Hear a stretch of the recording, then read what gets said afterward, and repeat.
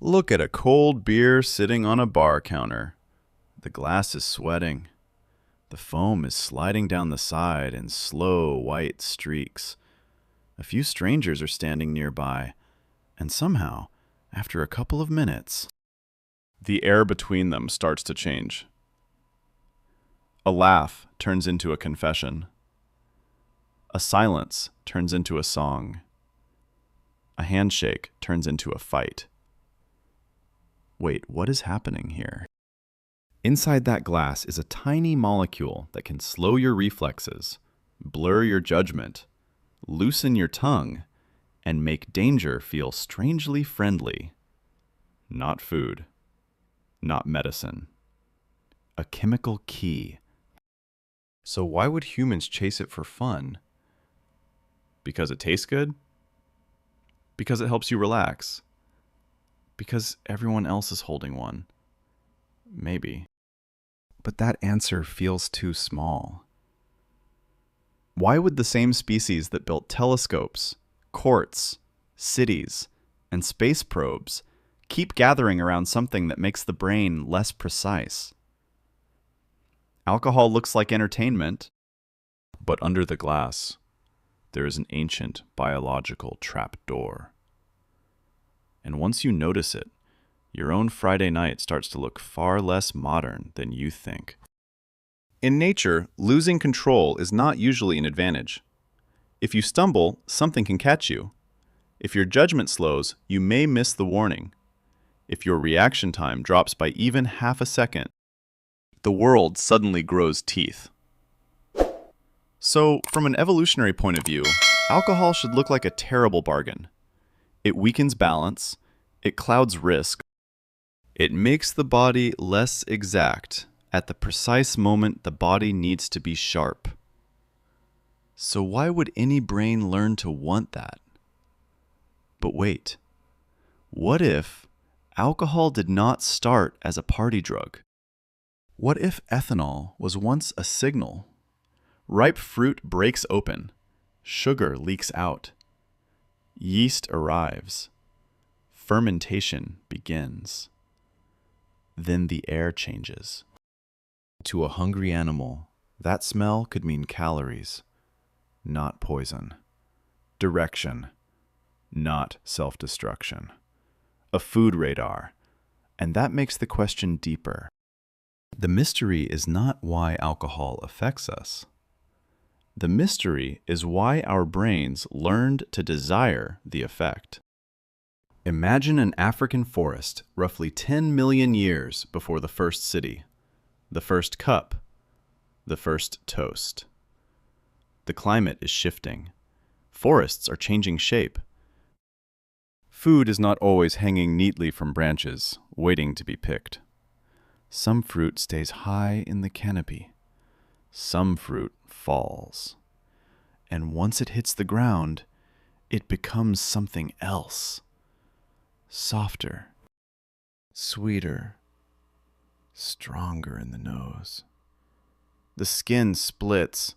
The sugars begin to ferment. A faint alcoholic scent rises from the damp earth like a message written in the air. For a primate trying to survive, that message matters. Because calories are not an idea. Calories are heat in the muscles, movement in the limbs. Another morning. Current evidence points to an important change in one alcohol processing enzyme in the lineage leading toward humans, chimpanzees, and gorillas. That enzyme helped the body handle ethanol more efficiently, which sounds odd until you picture the forest floor. An animal that could smell fermenting fruit, eat it, and process small amounts of ethanol without collapsing may have reached energy that others missed.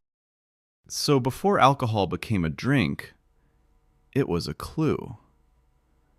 Before it became a bottle, it was a smell.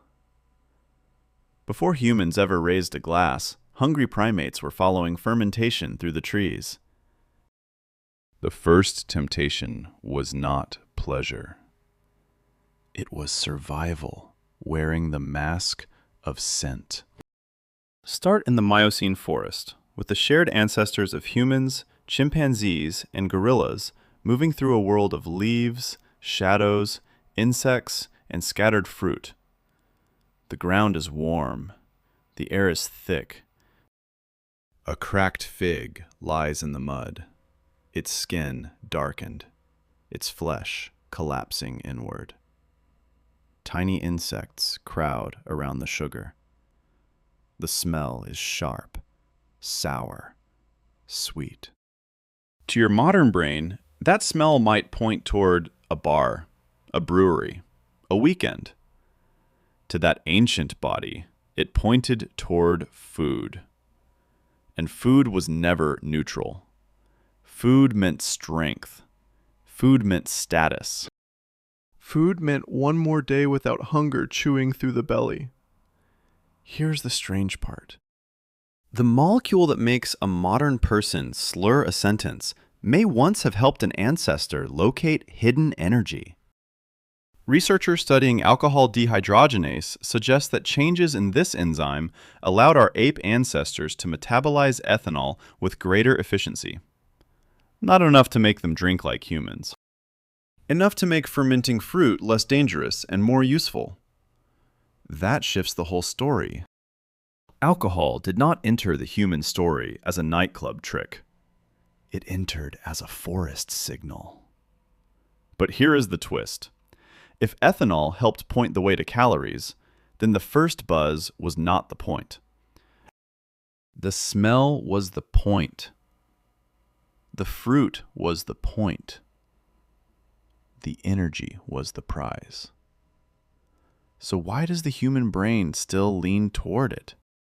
Because evolution does not erase old buttons just because the world changes. It builds new rooms around them. The same ancient system that once said, "Follow that smell, there may be sugar," can now be triggered by beer, wine, whiskey, cocktails, neon signs, old songs, warm memories, and your friends saying, "Just one." Not hunger. Habit. Not forest.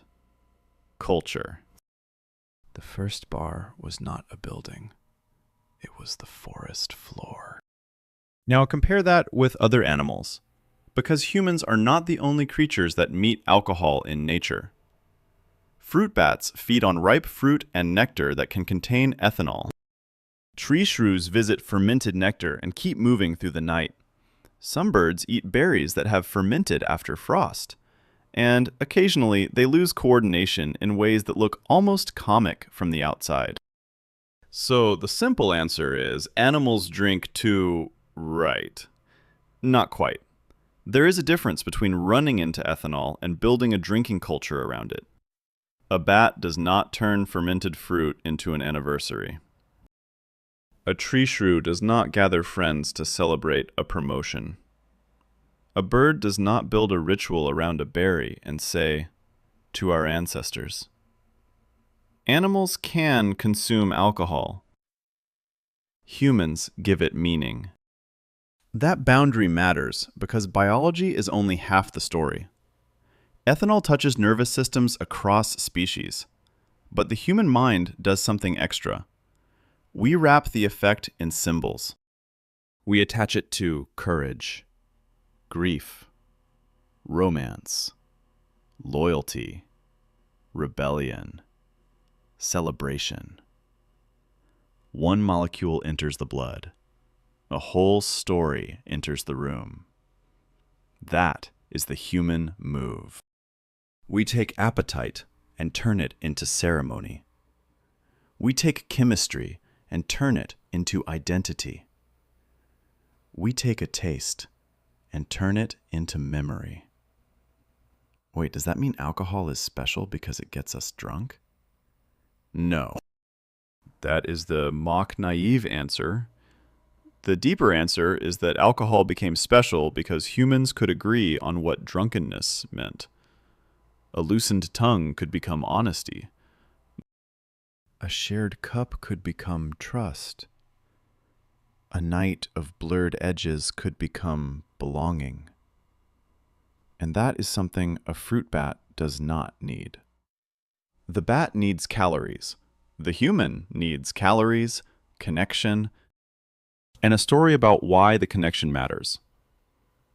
If you're still with me, hit subscribe because what comes next changes alcohol from a drink into one of humanity's strangest social inventions. Now move forward into the world of early human communities, where food is no longer only found. It is prepared, stored, shared, transformed. Imagine grain being crushed, water being added, a container being left aside. No factory, no label, no bartender, just starch, water, yeast, warmth, and time. Then something invisible begins to work. The mixture changes. It thickens. It sours. It wakes up. For an early community, this was not just chemistry. It was a machine for gathering bodies into one place. Around a fermented drink, people could mourn the dead, mark a marriage, seal an alliance, forgive an insult, or turn strangers into temporary kin. Fossil records and archaeology do not give us every conversation around those vessels, but they do give us traces, residues on pottery, signs of ancient fermented beverages, containers linked to feasting, burial, and ritual spaces. Current evidence suggests fermented drinks were not only swallowed in private, they belonged to moments where the group mattered. And that is where alcohol became powerful. Not because one person drank, because the group drank together. Not because ethanol changed the brain, because shared ethanol changed the social field. Here is the dangerous beauty of it. Alcohol lowers caution, but ritual gives that lowered caution a shape. Alcohol loosens speech, but the group decides when loosened speech is welcome. Alcohol makes people less guarded, and in the right setting, being less guarded can feel like trust. That does not make alcohol harmless. It makes it ancient. A tool can cut wood or skin. Fire can cook food or burn a house. Alcohol can bind people or break them. Same molecule, opposite outcomes. And humans, more than any other species, learn to place that molecule inside meaning. A cup raised at a wedding. A bowl passed at a funeral. A toast before a battle. A drink after a harvest. Look closely, and you can see the pattern. The drink is never just the drink. It is permission. Permission to speak. Permission to grieve. Permission to cross the invisible wall between your private self and the tribe watching you. That may be why alcohol survived inside human culture even when its risks were obvious. Because it did something tools could not do on their own. It softened the border between bodies. It made the group feel closer than it was. And sometimes, for a species built on cooperation, that feeling was worth chasing.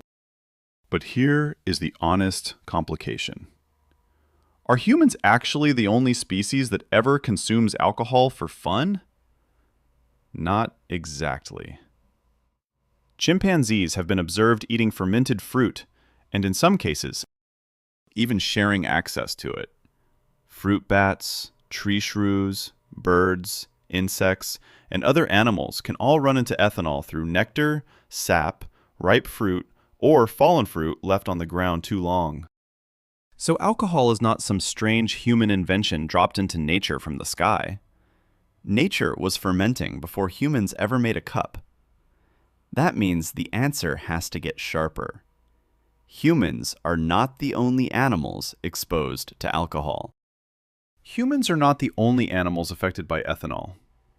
Humans are not the only animals that may seek out fermenting sugar when it signals energy. But humans are the species that turned alcohol into a social technology. Rules, symbols, songs. We repeat it. We teach it. We pass it down. We attach it to birthdays, funerals, treaties, weddings, gods, shame, courage, grief, and the strange feeling of being accepted by the room. So the exception does not weaken the answer. It makes the answer cleaner. Alcohol is natural. Drinking culture is human. So no, the real answer is not that humans simply like getting drunk. That is too easy. And honestly, it is too shallow. Drunkenness is risky. It weakens judgment. It slows reaction. It makes the body less defended in a world where bodies can break. If intoxication were the whole story, alcohol should have stayed a warning sign, a smell to avoid, a taste to spit out, A mistake the brain learned to fear. But that is not what happened. Because ethanol touches three ancient systems at once. First, the energy system, that old primate radar for sugar, ripeness, and calories hiding inside the smell of fermentation. Second, the social system, the lowering of fear, restraint, and self-protection around other people. Third, the ritual system, the human ability to take a private chemical effect and place it inside shared meaning.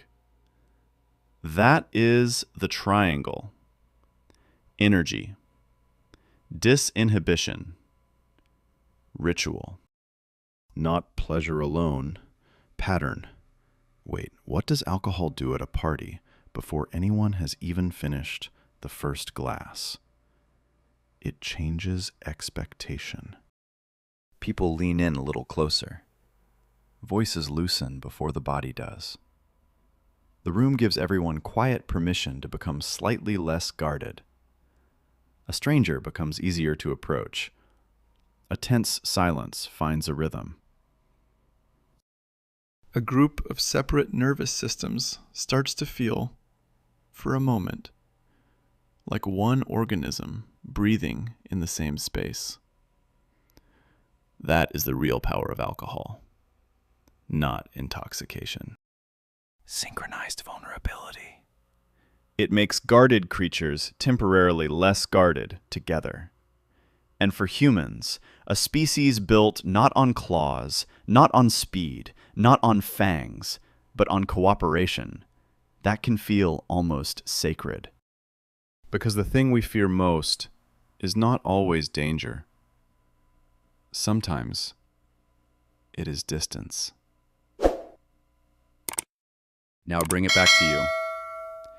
When you raise a glass at a party, when you drink to feel less awkward, when you watch a group become strangely close after 2 rounds, you are not just looking at a modern habit. You are watching an ancient bonding system run inside a modern body. Your brain did not evolve for cocktail menus, nightclub lights, happy hour specials, or weekend pressure. It evolved for hunger, danger, status, trust, rejection, belonging. That is why the effect can feel so powerful. When alcohol softens the edge between you and the people around you, it is not only changing your chemistry, it is changing the way the social world feels. Because social fear is not imaginary. Your body treats exclusion like a threat. Your nervous system watches faces, tones, silences, tiny signs of approval or rejection. It scans the room before you even know you are scanning. Then alcohol arrives and whispers, The wall is lower now. And for a while, that can create warmth. It can create honesty. It can create the feeling of we. But the same mechanism has a darker twin. The chemical that helps connection can also imitate connection. The relief can feel like belonging, even when no bond has been built. The silence can feel healed, even when the wound is still sitting there, untouched. That is where the trapdoor opens. Because modern life is full of lonely rooms, crowded bars, glowing screens, and people who can be surrounded all night and still feel unseen. In that world, the brain can start to confuse chemical relief with actual closeness. It can mistake the lowered wall for a real bridge. And that is the dangerous part. Your urge to drink socially is not random weakness. It is an ancient bonding system that modern life can hijack. So return to the cold beer on the bar counter. The white foam is flattened now. A few drops of water slide down the glass and spread across the surface beneath it. The strangers who were laughing an hour ago may remember each other tomorrow. Or they may not. And that is the haunting part. Across millions of species, ethanol is not rare. Fruit ferments. Nectar changes. Sap turns sharp. Animals find it, taste it, metabolize it, and sometimes stumble because of it. But only humans placed it inside pottery, prayer, law, song, promise, celebration, and regret. Only humans turned a chemical accident into a social invention. Only humans made one drink carry weddings, funerals, victories, apologies, first dates, broken hearts, holy nights, and lonely endings after midnight. That is why the glass feels heavier than it looks. Wait, maybe the glass was never just about pleasure. Maybe it was always a mirror. It shows our hunger for connection. It shows our fear of isolation. It shows our strange talent for taking chemistry and turning it into culture. Not just a drink, a human signal. A small object carrying an old need to belong, to loosen, to be less alone for one night. The glass is small. The story is ancient.